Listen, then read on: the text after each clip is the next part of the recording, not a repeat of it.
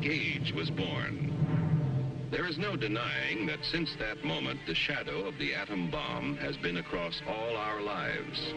All men of goodwill earnestly hope that a realistic control of atomic weapons can and will be achieved. Meanwhile, good sense requires that all of us prepare for any eventuality. But wisdom demands, too, that we take time to understand this force. Because here, in fact, is the answer to a dream as old as man himself.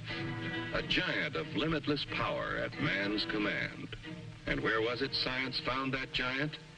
In the atom, a particle so infinitely small that it takes over 100 billion atoms to make up the head of a pin. Just as other millions and quadrillions of atoms are the tiny building blocks which make up everything in the world. Ships and shoes and sealing wax and cabbages and kings. Although no one has ever seen an atom, scientists have learned a great deal about how they behave, and there are widely accepted theories as to what they're like. Let's start by meeting a leading authority on the subject, Dr. Atom. Now, observing the professor himself, we can see that his structure resembles, in many ways, something almost as vast as the atom is small. The solar system. And there are certain similarities. Here is the center with electrons in surrounding orbits. But whereas the planet's movement of electrons is slightly different, there are other differences too. Hey, hold it! Thank you. Now, the solar system together is electrical. The electrons, which are negative, are attracted by the protons, which are positive, and vice versa. But here in the nucleus are other particles with no electrical charge, called neutrons. Very important characters, too, as we shall see. And equally important when it comes to atomic energy is what scientists call the atom's binding force. It's a kind of cosmic glue holding the nucleus together. This, then, is a single atom, but certainly not all atoms are alike. There are, in nature, more than 90 basic elements, which is science's term for families of atoms. To scientists, the atoms of the individual atom families, or elements, are identified by number.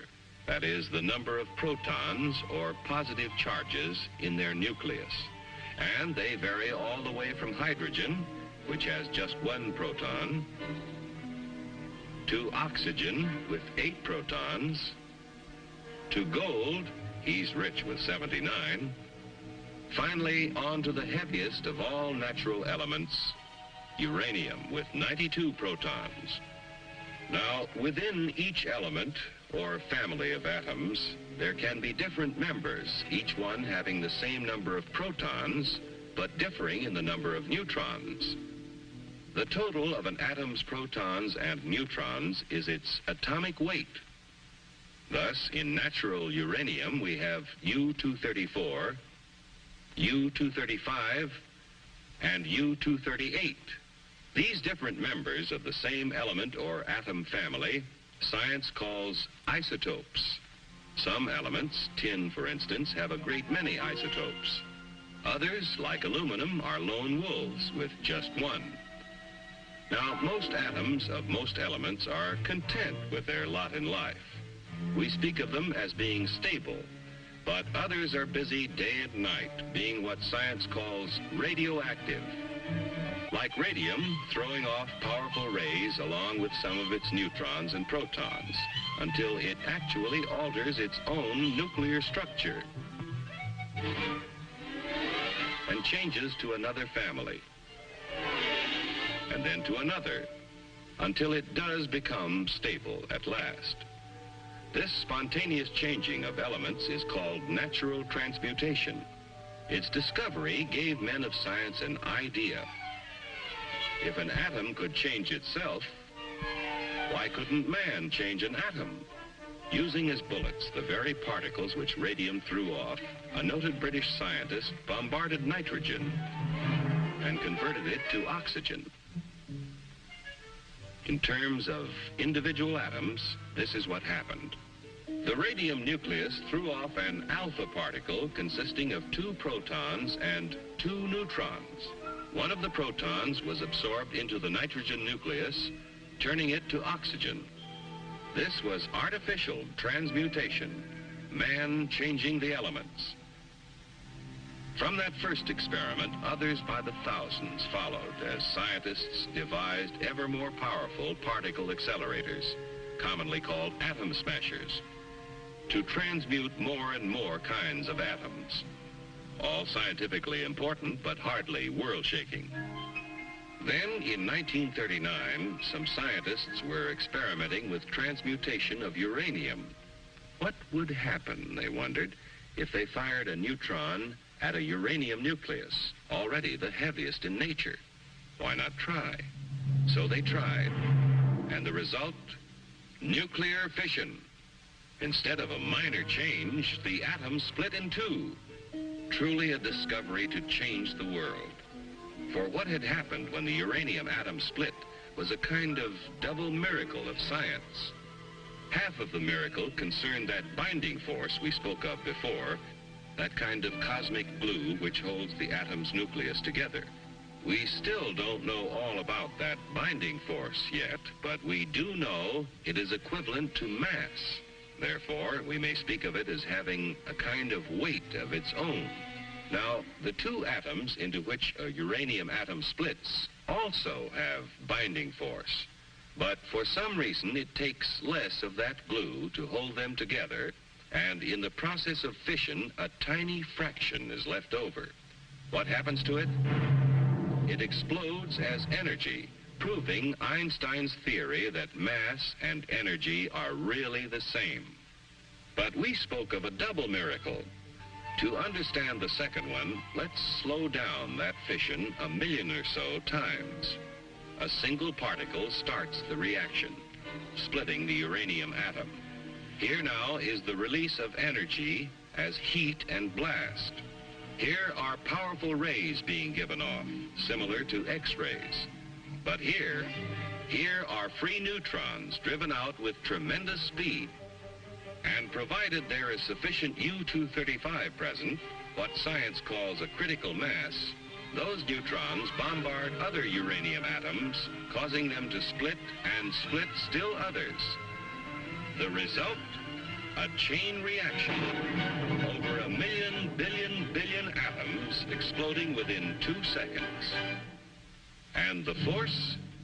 It would take Yankee Stadium full of dynamite to equal the energy released in the complete fission of an amount of U-235 the size of a baseball.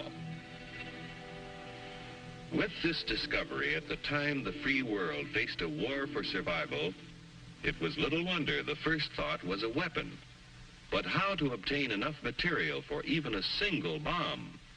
Only a small fraction of natural uranium is the U-235 isotope, which will fission in a chain reaction. And to separate enough U-235 quickly enough seemed all but impossible.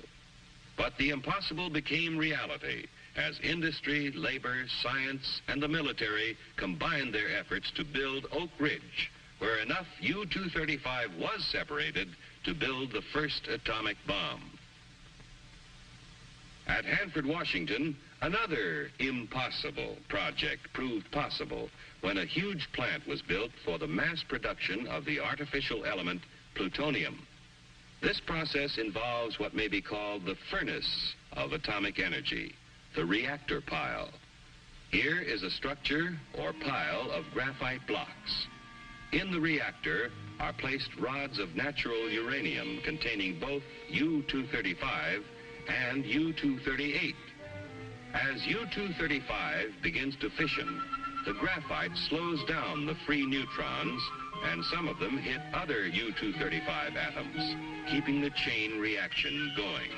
But others of those slowed down neutrons hit U-238 atoms, and here's what happens.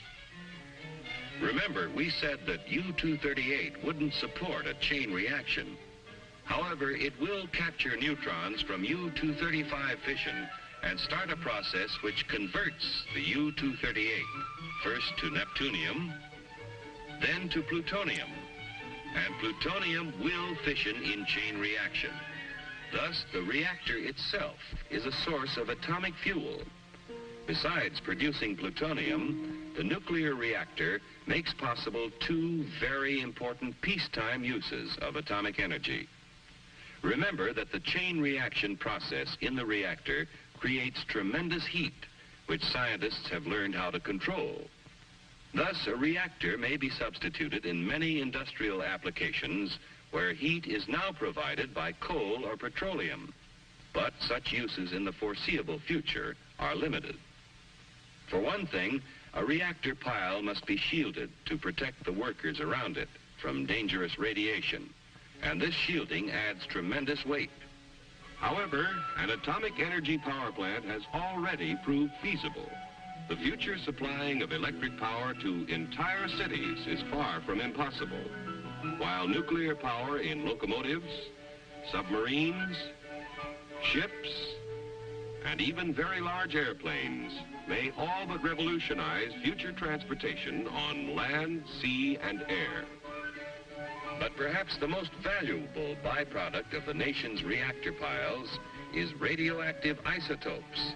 Research has revealed that many elements not naturally radioactive became so when placed in a nuclear reactor. And these isotopes, working as tracers with such measuring devices as a Geiger counter, became invisible detectives, aiding the cause of science in many different fields.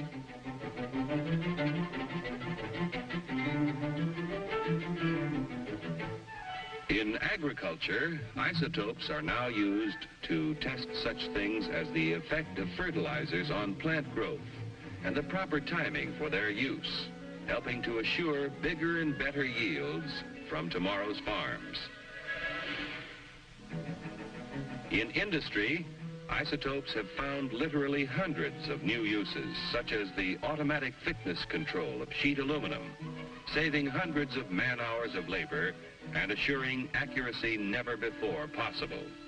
In the fields of medicine and biochemistry, isotopes are performing near miracles of diagnosis and discovery. With radioactive sodium, doctors are solving more of the seeming mysteries of heart disease and circulatory disturbances. Radioactive phosphorus has been used to locate tumors in the brain and greatly simplify operations for their removal. Iodine-131 finds one of many uses in revealing conditions of the thyroid, and there are many more. New ways of using isotopes are being discovered constantly through the tireless work of modern pioneers in such fields as chemistry, metallurgy, medicine, and biology. Truly, the superpower which man has released from within the atom's heart is not one, but many giants. One is the warrior, the destroyer. Another is the engineer, seeking to provide vast quantities of energy to run the world's machines. Another is the farmer, helping to better feed tomorrow's world. Still another is the healer, helping to diagnose and cure the sick. And the last is the research worker, working on in the fields of pure science to reveal more of the mysteries of the universe. But all are within man's power, subject to his command. On man's wisdom, on his firmness in the use of that power, depends now the future of his children and his children's children in the new world of the atomic age.